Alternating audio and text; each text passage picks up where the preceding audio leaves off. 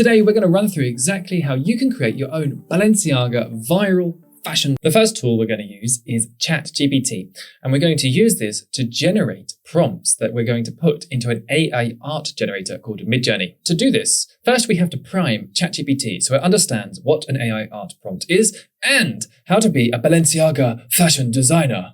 You explain the context of what a prompt is and how you break a prompt up into different parts. I tell it that prompts involve describing the content and style of images in concise and accurate language. It is useful to be explicit and use references to popular culture. I've now informed my dear friend ChatGPT that he is a Balenciaga fashion designer, and I want him to take 12 characters from Harry Potter, including Dobby, Harry, the Weasley twins, Malfoy, Hermione, Hagrid, and Dumbledore, and design ostentatious, elaborate costumes for each of them in the style of a Balenciaga high-end fashion show. I want him to then output 12 prompts, each one describing one of the characters with a medium shot composition, only showing the upper body, with the character having a neutral expression with a scene from Hogwarts as the backdrop. And with just a flick of a switch, ChatGPT will output you perfect prompts. A couple of notes here is that I've specifically asked for medium shots and for neutral facial expressions because this is key for a later stage of the process. You can do this with absolutely any type of film, franchise, or TV show. Some of my favorites include Lord of the Rings, The Office, and Star Wars.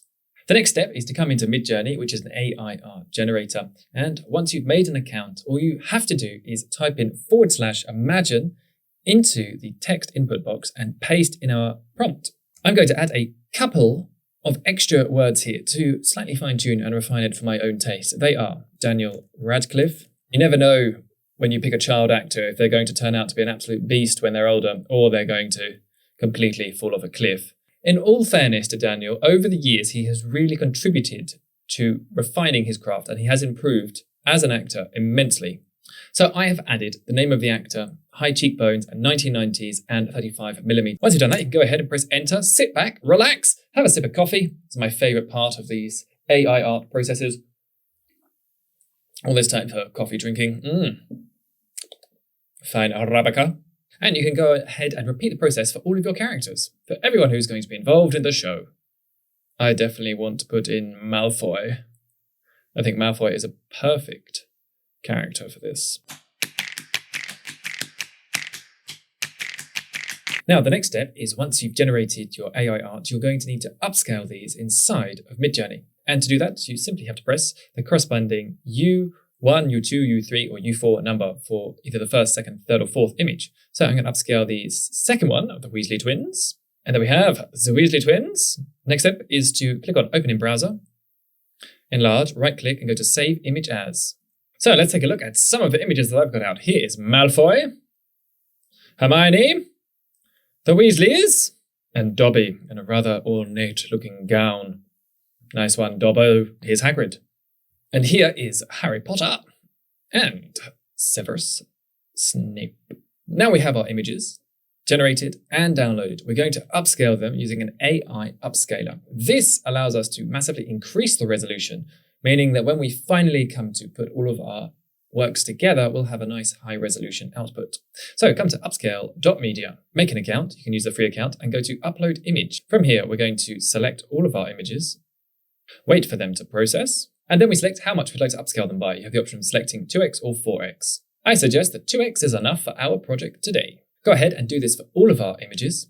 Now, another key tip to really enhance the level of your Balenciaga fashion shoot is to make sure that you are framing and cropping your images that you've upscaled. So there is a certain shot size that works best when we come to Animate, and it's this medium shot where you've got the whole of the head inside of the screen and you've got room to still zoom in. So you can see what I'm doing is I'm working in a free tool called Figma, which allows you to create slides and crop images. All you have to do is press the F key, select presentation, come down to slide 16:9, tap on that, and now we get a canvas, a frame to work on. You can go ahead and paste in your images by dragging and dropping them onto the screen. Once they're in, what I suggest you do is you resize them so that they are bigger than the canvas. And then you want to position them. So for example, you want to make sure that you're getting as much of the head in as possible. And I like to center my subject. So you can see here, I've cropped out the edges of this version of Dobby, and the same here with the edges of this part of Lucius. This really helps us when we go into the next stage, when we are animating our images, because it's important to have the right composition for the software to work effectively. And the next step is we're going to generate the AI-powered voices. So to do that, we have to come to YouTube. Have you heard of YouTube? It's a video sharing site. And we're going to find good clips of our characters speaking. So I'm going to start with a Malfoy. Now we'll take this link, we'll go to a YouTube to MP3 converter. I'll link to all of these tools in the description below, so you can follow along for the fun. And then you simply paste in the link, select MP3, download, and I suggest selecting the highest quality MP3. You have to go through a few ads. No, I don't want to gamble. Damn you. Maybe I do. What should I gamble on? How long will the human race last in this infernal AI revolution? Well, might as well make some cool Balenciaga Harry Potter videos whilst we can. Now we have a sample of Draco Malfoy's voice. What we have to do is we have to edit it to make sure we have a consistent, usable piece of audio. We have to remove some of the background noise and make sure he's the only character speaking. You can do this using a free tool called Audacity to easily edit the sound clip, clipping out the parts that you don't want.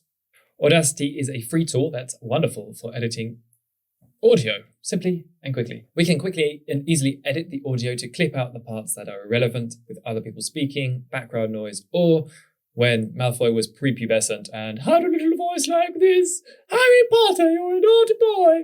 Ah, the sexy Harry Potter. Once we've got the voice, what we need to do is come to Elevenlabs.io and we're going to come to speech synthesis. And here we're going to name them a Malfoy. Then you can drag and drop your voice. A couple of notes for selecting your audio is that it's really important to have high quality audio without any background sound, other characters speaking, or music. It's definitely a case of quality over quantity. Go ahead and add voice, and it's now uploaded and you can go to use. From here, you can put in your script. And for this, I will come back to my dear friend ChatGPT, and we're going to get some banging lines out of ChatGPT. We're going to ask it to go through some of the most famous parts of the film and replace subjects with things to do with being a Balenciaga model. So I've simply asked ChatGPT, please take famous lines from Harry Potter that Malfoy says and replace them with things about being a Balenciaga model. Here are some replacements. My father will hear about this becomes my agent will hear about this. Longbottom, if brains were gold, you'd be poorer than Weasley, and that's saying something. Becomes Longbottom, if looks were currency, you'd be poorer than Weasley, and that's saying something. Meh, that was pretty bad. But the line fits pretty well anyway for the subject. I don't go looking for trouble. Trouble usually finds me. Becomes, I don't go looking for fashion gigs. Fashion gigs find me. So we can take one of these lines, come back to Beta 11 Labs, paste it in, and go ahead to generate the voiceover. My agent will hear about this Potter. Here are a couple of tips for getting the most out of 11Labs. And the first thing to do is to come to the second drop-down menu, which is voice settings. And you'll have two options here to play around with. The first is stability. Moving the slider towards more stable means that you'll have more consistency between your voice generations, but it may become a little bit monotonous. Whereas being more variable can give you more expressive variety between the variations when you generate your audio. The next option is clarity and similarity enhancement. You should set this to low if there are still some background artifacts in your audio. So if you have some sound effects or door slamming or other rustlings or ambient noises. And you can set it to high if you have really good, clean audio. The settings I found to work best vary between speaker, but at the moment I've got them set on 82% and 95%. The next tip I have for you is to sound out and write down in syllables if you want a pronunciation to be a little bit different. So for example, here I've spelt out Potter to be Potter instead of Potter.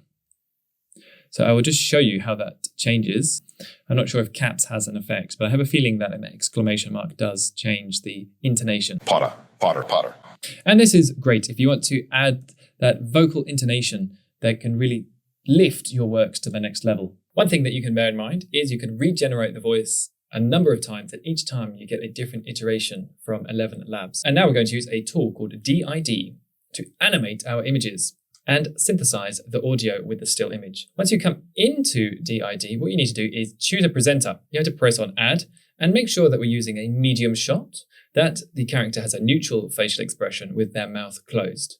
Their minimal head size has to be within the image of 200 pixels, and there needs to be good, even, solid lighting. So you can click on this and select an image that will work well. I've selected this one of Malfoy, uploaded him, and now you come across onto the right-hand side where it says audio and upload the audio that we have already synthesized. Finally, we come up to the top right-hand corner and generate this video.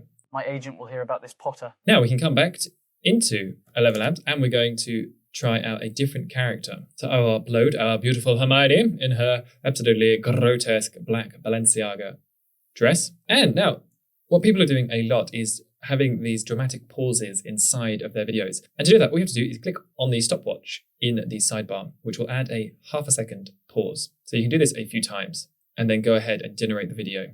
And here you can see we have a pretty lifelike looking Hermione. You can download all of your assets. And the next step is to go and find the music that everyone is using for this, which is available to license from Epidemic Sound. Light Vessel by Thiptrong. Here is also a copyright-free alternative which you can use. And you want to cut in from about 33 seconds. Finally, we're going to take everything that we've created and put it together. And for that, I'm using a free editing software called Capcut. It's available on your phone or on your computer. I'm going to be using it on my phone because there's a couple of extra features that are not available on the computer version. But you can use any editing software you like for this final step. We make sure that we've sent our videos to our phone as well as the music. And then we go to New Project, select the clips, order them, put them in. And then what you can do is you can come into the clip, go to Split, which is the first option, then click on the joining square. Then we're going to change the transition to the camera flash, which is a cool effect which everyone is using.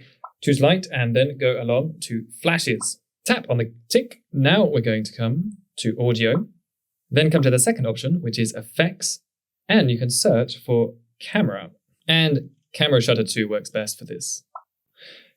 Click on the plus, and now you have the camera shutter and the flash effect. Make sure to align it in the right place for each of the transitions by selecting it and dragging it around. Finally, we're going to add a Ken Burns style zoom onto the videos. This will give it much more velocity inside of the scene. So you can simply add a keyframe using the diamond keyframe edition. Then you scroll along to the point where you want to zoom in, and you can expand the size of the clip by pinching it and positioning the eyes in the center of the screen. And then you have your dynamic zoom. There is another excellent feature available in Capcut that you can use to vary the type of animations that you're creating.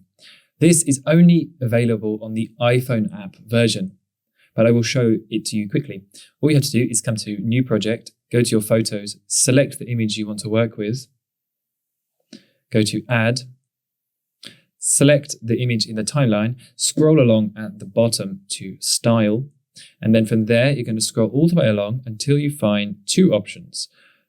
The first is called 3D Zoom Pro, and the second is called 3D Zoom. I'll show you 3D Zoom Pro.